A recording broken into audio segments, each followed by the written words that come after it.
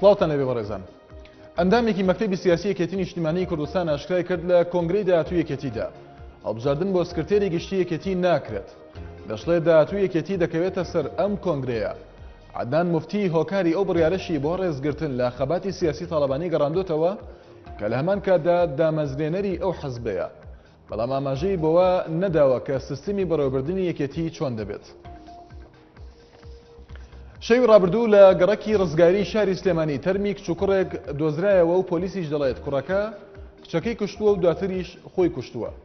سەرکەوت ئەحمەد و تەبێژی پۆلیسی سلێمانی ڕایگەیاند ڕووداوەکە بەوەی ڕەتکردنەوەی ئەنجامدانی هاوسەرگیریەوە بووە لەلایەن کچەکەوە.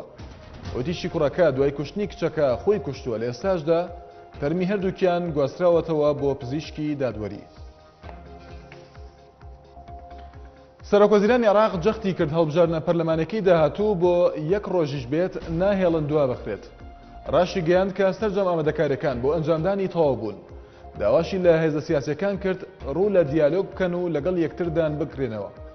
لە وتەیەکیدا نووری مالیکی ئاماژەی بۆشدا کە هێز دژ بە شاری فەلوجە بەکار ناهێنرێت ئەگەر عەشیرەتەکان بەڵێنی دەرکردنی چەکدارەکانی داعش بدەن. لە کاتێکدا وادەی دەستپێکردنی پرۆسەی سەربازی بۆ کۆنتڕۆڵکردنی شارەکە دواخراوە، سوپای عێراق هێزێکی گەورەی لە چواردەوری شاری فەلوجە کۆ کردووەتەوە و تانک و تۆپی زریپۆشی لەسەر هەرسێ دەواازەی شارەکە جێگیر کردووە. هاوکات سەعدون دلێمی ڕایگەیاند کە لەم کاتەدا بەنیاز نین هێرش بکەنە سەر شاری فەلوجە. داواشی لە گروپە چەکدارەکان کرد شارەکە جێبهێڵن تا سوپا بەهێز هەوڵی کۆنتڕۆڵکردنی فەلوجە نەدات و قوربانی لە ڕیزی هەوڵاتیانی مەدەنی لێ نەکەوێتەوە.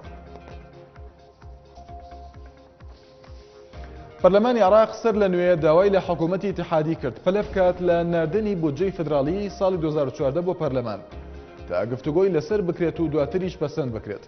پەرلەمانی عێراق لە بەیاننامەیەکدا ڕێگەیان پەسەندکردنی بە پەلەی بودجە گرنگیەکی زۆری هەیە بۆ تەواوکردنی پرۆژەکان و پەیوەندی ڕاستەوخۆیان بە ژیانی هاوڵاتیان و بەرژەوەندیەکانیانەوە هەیە.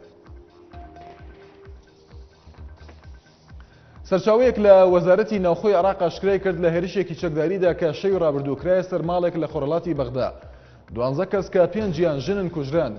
سەرچاوەکە بە مەدا پرێسی ڕاگەیاند ئەو ماڵی کە لەلایەن ژمارەیەک چەکداری نەناسراوە هێرشی کرایە سەر دەکەوێتە ناوچەی زەیونا لە خۆرەڵاتی بەغدا. وتیشی هێرشەکە بە چەکی بێدەنگ ئەنجام دراوتەیدا 7 پیا و 5 ژن کوژراون و چەکدارەکانیش هەڵاتون. بە تۆمەتی ئەنجامدانی ژمارەیەک تاوانی کوشتن و هاندانی کوشتنی خۆپشاندەران لە بەردەم کۆشکی ئیتیحادیە لە کۆتایی ساڵی 2012دا ئەمڕۆ پرۆسەی دادگایکردنی محەممەد مورسی سەرۆکی لە سەرکارلەبراوی مەسر لە دادگای تاوانەکان لە شاری قاهرە دەست پێ دەکاتەوە. ئەو کات ڕۆژنامەی وەتانی میسری ئاشکرای کرد کە بەپێی ئەو زانیاریانەی لە ناو زیندانەکەی مورسیدا بڵاو بوونەتەوە ئەمڕۆ مورسی لە بەردەم دادگا بێدەنگ نابێت و ژمارەیەکی زۆریش دۆسیی لایە کە لە دادگا ئاشکرای دەکات تا خۆی و هاوڕەکانی ئازاد بکات. سەرۆکوەزیرانی تورکیا بە پێویستی زانی بەستنی کۆنگرەی ژنێڤ دوو لەسەر بناغی چەسپاندنی ئاسایش لە سووریا و پیشانەوەی بەشار ئەسەد سەرۆکی ئەو وڵاتە بێت. وتیشی کەسێک لە کوژرانی دەیان هەزار کەس بەرپرس بێت لە سووریا جێگەی نابێتەوە.